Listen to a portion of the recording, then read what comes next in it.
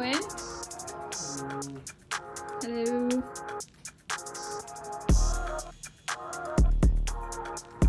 They have a lot of Nerf stuff. These Nerf nerds.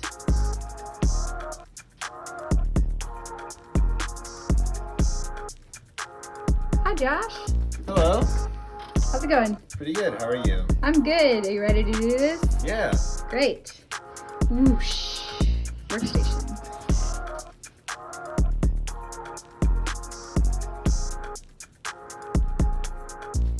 Hey, Quinn, what you working on? Statistics for engineers. Oh, yay. This is my intro to fluid sciences. That's over here.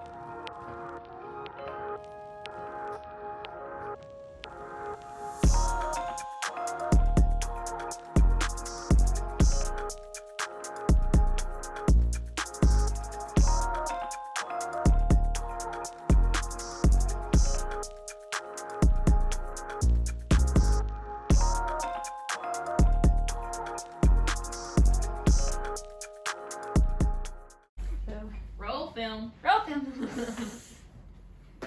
Okay. Hi, everybody, and welcome to another random dose.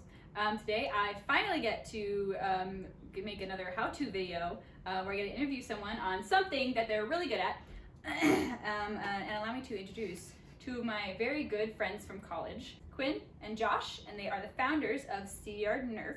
So these guys kind of run their Nerf internet business from their apartment here at Courtyard, which is a student housing Christian co-op house off campus at OSU.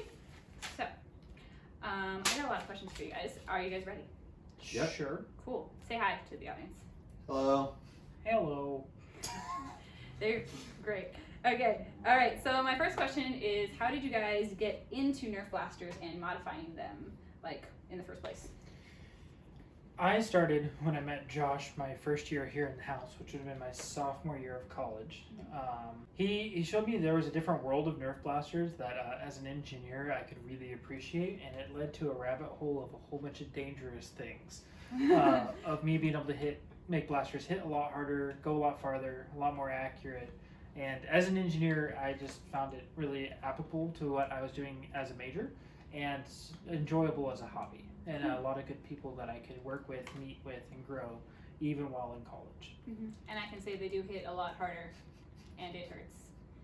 Yeah, and you? I got into modding in my freshman year of high school. I just joined the robotics team and started learning about the world of engineering. And that's kind of when I started taking blasters apart and seeing what I can do to them. Mm-hmm. So do you guys remember the first Nerf gun that you ever modded? Mine was a couple of barricades. We had a couple of 3D printed wheels we put over stock motors and then overvolted them with AA batteries. I think we did 8 or 9 AA's. And then I painted them all pretty. They're long since gone because we got into other things. Makes sense. My first blaster was the Nerf Strife. I remember taking that thing apart, and I first wired it up with 2 9-volt batteries, and at that point I was amazed at how much better it was than all of the stock blasters that my friends had. And then over the years I kind of upgraded it with this time 8 AA's instead of just 4 AA's. All stock wheels, motors, and wiring, and all of that. And it held up for a pretty good long time until the motors finally burnt out. But it lasted for probably like 5 or 6 years before it finally died, and that was definitely the stepping stone into me getting into bigger and more complicated modifications. Cool. So when you say made from stock, you mean that's the original parts of the blaster? Yep. That came from the store bought. Okay. Mm-hmm. Yeah. Just want to make sure everybody knows that. So what is your favorite Nerf blaster that you have and of all time?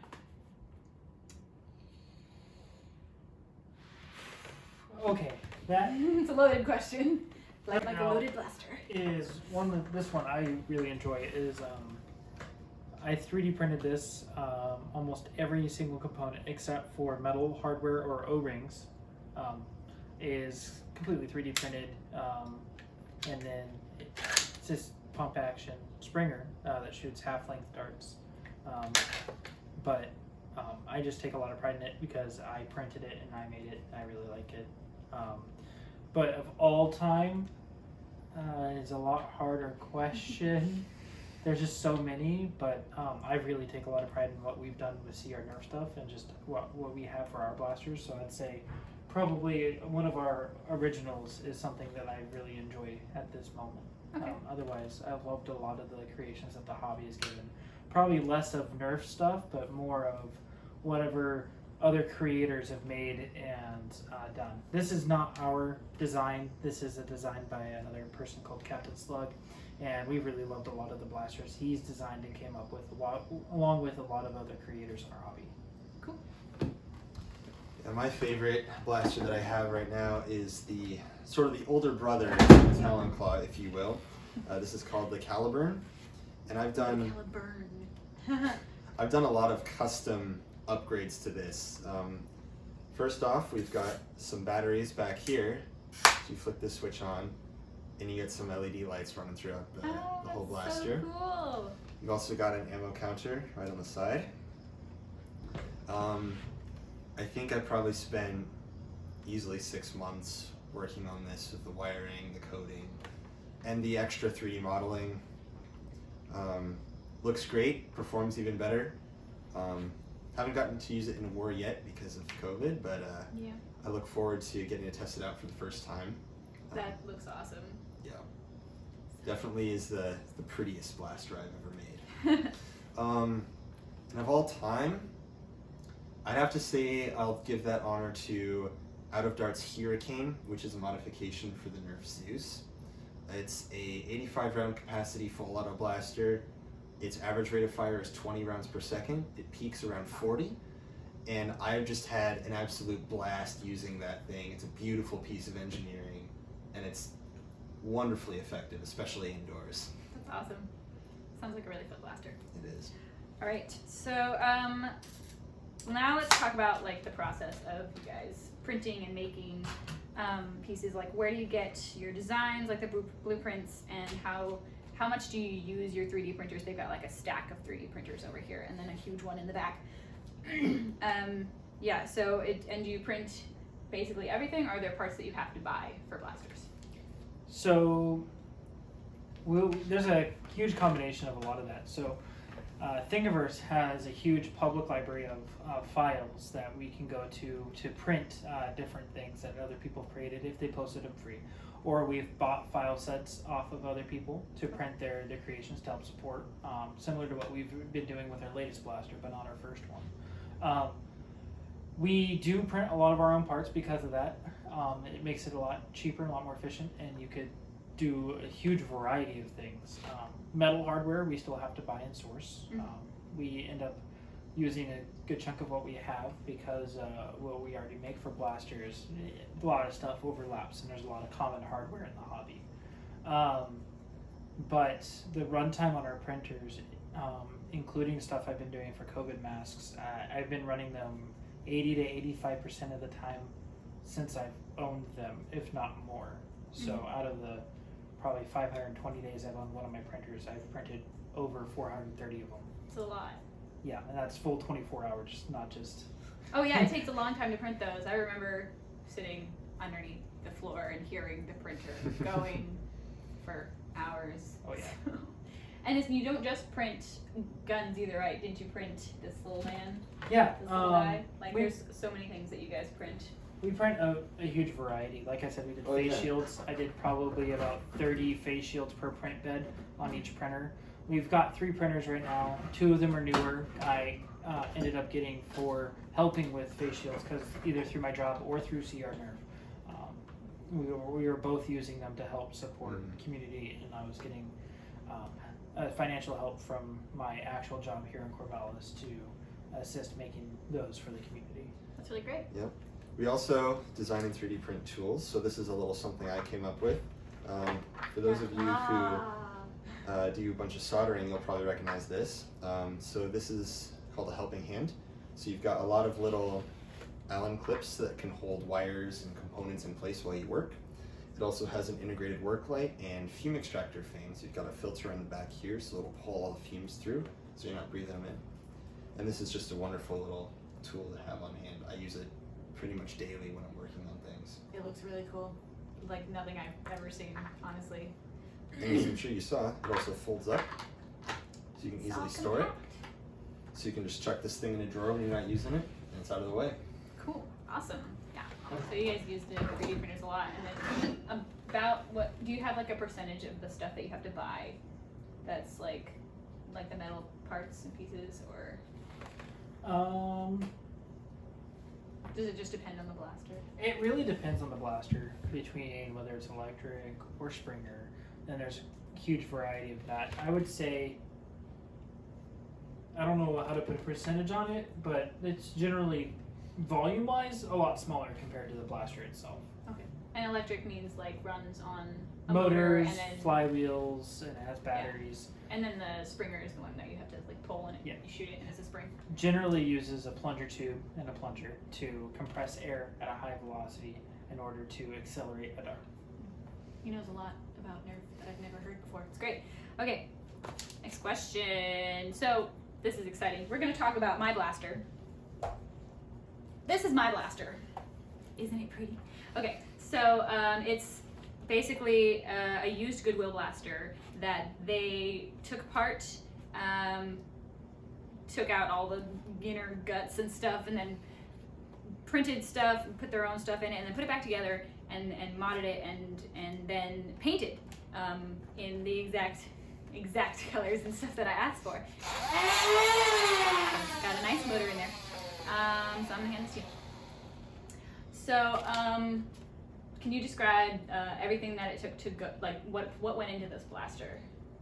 So for 3D printed parts, there was a few things. We printed a cage that was originally designed by Open Flywheel Project with their public files on Thingiverse.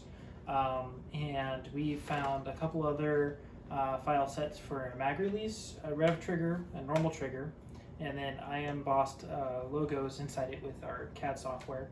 I can't remember the original links for those, but they were public on Thingiverse. And as for the battery tray, we CAD'd in-house, and I also put a Ravenclaw logo on it because Ravenclaw is superior. Just saying. Because I like a lot of fandoms and stuff, and so I had them cut out little tiny stencils and spray paint them all over on different parts of the blaster, just so it like matched me and my personality. Yeah. Battery tray is also 3D printed. We created a little section for it so we could use IMRs, and these are larger ones, and they're a little more stable than AA's and produce pretty high current. So they're a nice compromise between your standard AA batteries and your LiPo batteries, because LiPos can dump the most current and power the quickest, but they're also volatile. If you damage a LiPo battery, it can explode. These are a lot more stable than that, but they'll give you a lot more power than a standard AA will. So it's a nice in-between. The stock was also 3D printed. Yeah, this whole section right there.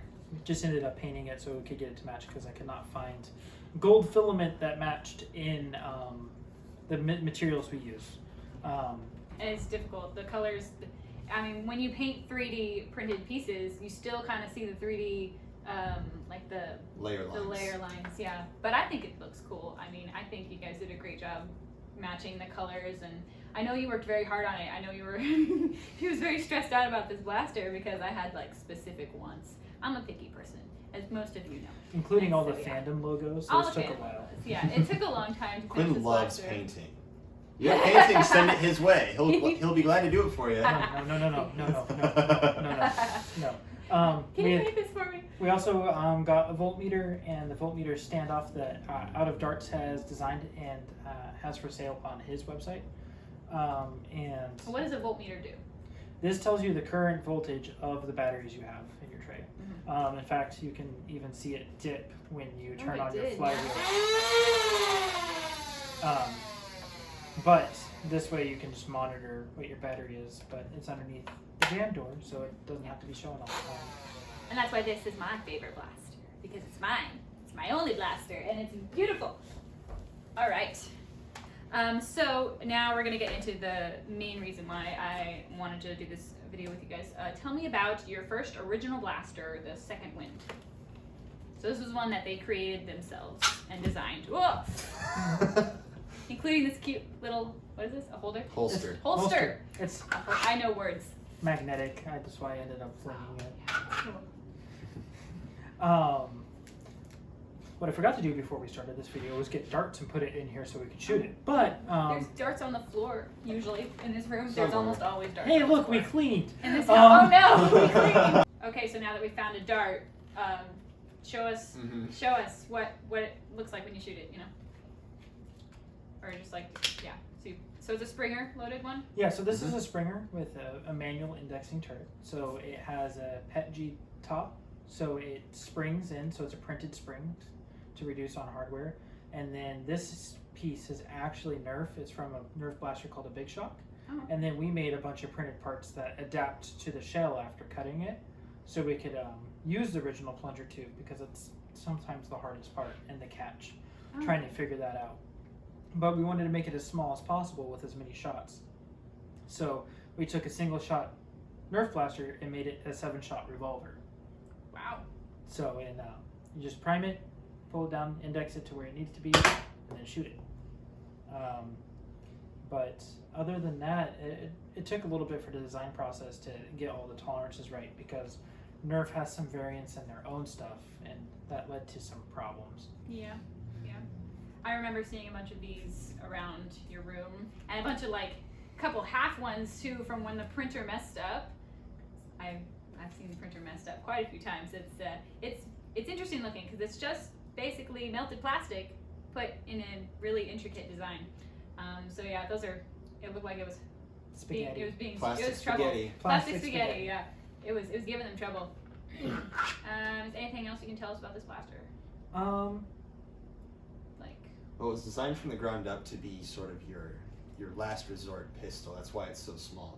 You've got lots of pistol options in Nerf that automatically rotate your turret when you prime them. This one's kind of unique in the sense that it doesn't do that. The reasoning for that was so we can make it as small and reliable as possible, so that when your main blaster is either out of ammo or jams or something, this is what you want to pull to kind of keep yourself in the fight. Cool. Okay, and now tell me about your newest blaster, their newest original blaster, the Breaking Wind. I will ask about the names in a second. But yes, please show us and describe to us the making and how you use the Breaking Wind. So this one, we took a different route. We didn't want to rely on Nerf, either continuing their products or anything. So this one is almost completely 3D printed, similar to the blasters we showed earlier. From our design. So all we have to do is source a couple of the raw materials, and then the rest is printed.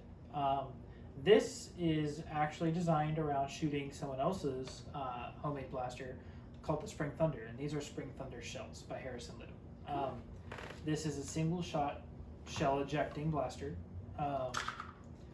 Also didn't load any, but that's fine. Yeah, it has a single trigger to fire the blaster and to do the shell release. You can load it, close it, prime it, shoot it, and then on the D prime, the shell Just ejects. pops out. That is so cool. We, instead of normal springs, we decided to use magnets so they'd never wear out, so you could always keep it closed. Oh, that's a good idea. And they're really fun and springy. I like that I can see the large spring in here for the. Oh, it's really cool.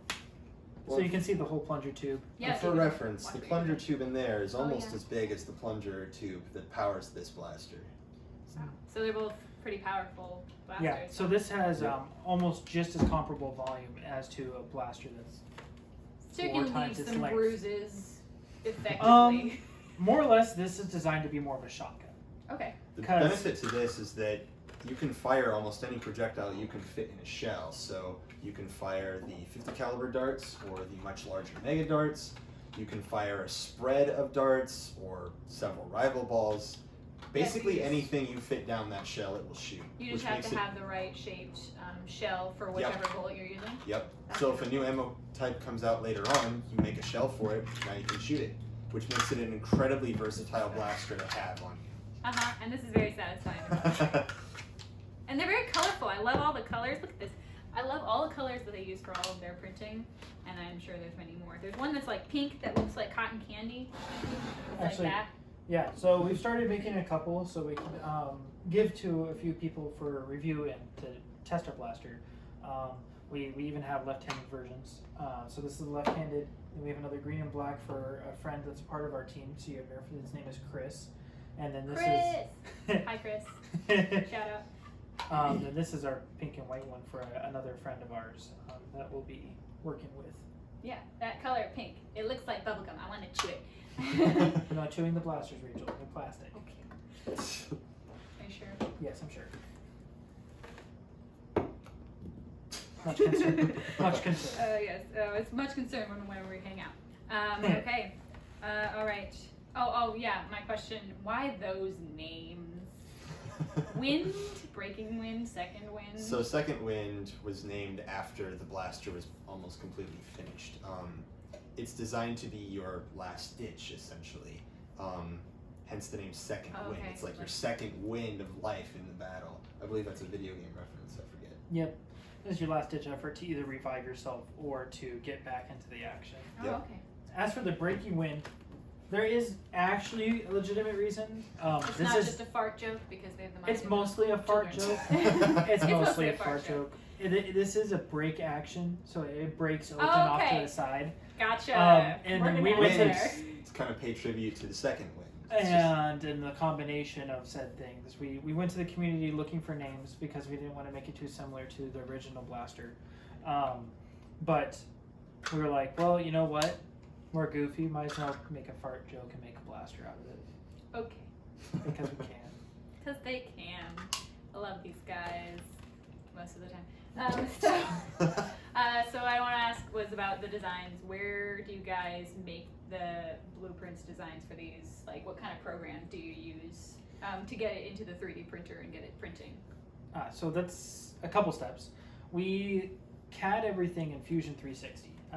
It's right now as students it's free to us, or it's a relatively cheaper CAD software for mostly the average Joe for when it comes to CADing. Okay. It's not as expensive as some of the other softwares, but that's what we use. And then this, you can export a certain file type to our slicing program. And then the slicer breaks it down layer by layer and then turns it into something that our printers can understand. And then that's what happens. That's where we can set all of our settings for how thick the walls are, how like dense the infill is, how much plastic is on the inside of the parameter. Okay, so you gotta know a lot about printing and how thick you need it and stuff when you're making your own blaster. There's a lot of thought and process that goes into them. Yeah, strengths, distances, tolerances. There's a lot of knobs to turn in the slicing software that will influence how good your parts look as well as how strong they are. Mm-hmm. So it's a matter of balancing those two to try and get good looking parts that also will hold up to the test of time. So there's these. They print like this. Yeah. So And then they have all that in between space. Or like if something sticks out like this, don't they have to like print up to it? yep. So you have to have support material, and then things like this. Sometimes we like to have it just so it's a cleaner circle, so it's easier. Mm-hmm. And then you have generally support material between ledges, and then we try to go to angles like this because there is stuff that where you can print safely without having support material. That's why we do things like this. But you also need to know tolerances around circles so it's strong, like these pin joints for the shell ejectors. How much material you need there before it starts breaking or cracking. Okay, so yeah, so a lot of thought and process and smarticles and information that I don't know goes into these blasters, and I'm really impressed by that. I'm always impressed by everything that they do with all their blasters and all the printing, and it's really, I like watching the printing. I just kind of stare at it sometimes. It's mesmerizing. It is. It's nice. It's fun. All right, so we're getting down to the wire here. I know I was there, but tell me about how Cyard Nerf got started. So it actually started with the second win, where we came up with the idea because we were joking really late in the evening by taking a very goofy blaster that Nerf created called Jolt. We were like, hey, what if a hammer shot and a jolt kind of combined together and you could have a revolver that was super tiny.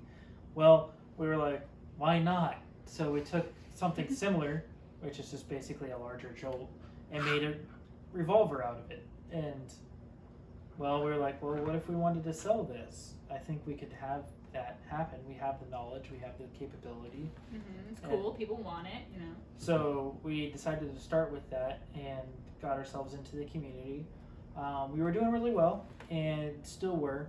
Then COVID hit, and then needed to designate my printers to my actual job. And we took a break for a while all during summer, and a good chunk of this fall term and just reopened up after coming out with the Breaking Wind. So we could offer more to the community. We have a few other products like knives or dart jigs, a couple other things for things we have in the hobby. But we really just enjoy it, and we wanted to be able to share and continue to make things. So that's why we decided to open it up. In college, it's kind of hard to support your hobby when you need to pay for college. Oh yeah, and you're busy doing homework and taking tests. Yeah, so it's hard to balance that side, but this supplies us with the money to grow in the hobby with making sure that we can keep all of our normal stuff just for school and our life. Yeah, because the stuff you need for printing this is not cheap, right? No, it adds up real quick, and that's why we have everything that this makes goes right back into it. We don't really make anything off of it. It's just so we can grow, keep developing, and get more involved in the community for it and have a lot of fun. And did you guys designed your own logo, right there? Yes. Yep. And there, and there. It's really cool. And Branding. Yeah, branding. That is an important part of a small business. And comfy sweatshirts. And comfy, yeah, it looks really comfortable. Should we sell merch? Ooh, you should sell merchandise? No. I would buy that sweatshirt or that t-shirt. Would you? I bet you would. So, too much effort. Yeah, so speaking of small business, what's it like running a small business from basically your college dorm room? And this is why we don't sell merch. We don't have anywhere to store it. That is true. Space definitely becomes a constraint pretty quickly with all of the 3D printers, tools, orders in process, and just raw materials that we have to have. You have to get pretty creative with some of your storage solutions. Tetris. Yes, lots and lots of Tetris. Also, as we kind of hit on earlier, it's like between classes, exams, school, just other college life things, it can be hard to be consistent about orders. So it's definitely been challenging to keep up with all of that. We try to only stock as much as we can reasonably produce, but because school always takes a priority, because that's what we're here for. This is our fun, but we are going to school for engineering, so it's what we have to prioritize. You're putting your engineering to good use with all these amazing blasters, and it takes a lot of skill, and I know nothing about engineering, so I'm guessing that schooling for that is already pretty hard, and then along with this, it probably takes up all of your time. lots of late nights. Oh, I know, yes. I was You were there. We stay up till like 2 a.m. talking, and then they continue to stay up and work on their stuff. So tell us where we can get or order the Second Wind and the Breaking Wind. Currently, the Breaking Wind, we are still trying to source the hardware for that, and sometimes it just takes some time to get the orders in. So currently we only have the file set up, so you can buy the file set to print it yourself, and we have all the hardware listed that you need and a build guide for it. And so hopefully soon to make a build guide video to show you how to build it. Yeah, so people can make their own. And then otherwise we have kits and other options for the Second Wind. These are all up on our Etsy. On your Etsy page, okay. Cool. And our Etsy page is just Cyard Nerf. Link in the description. Link below. I don't know how to do that yet, so I'll Where'd think it go? about it. The link somewhere is down smaller. there. Oh no. So anyway, you guys can follow Cyard Nerf on Facebook and Instagram, and check out their Etsy. It's got a lot of pretty cool stuff on it. And thank you guys so much for your time. Thank you for sitting here talking with me about Nerf. So thanks everyone for watching. I love you all. Please like and subscribe if you're watching this on YouTube, and if you're not, just like or share with your friends. And check out their YouTube page and their stuff. You know, they're pretty awesome. And I hope you guys have a great week. Bye.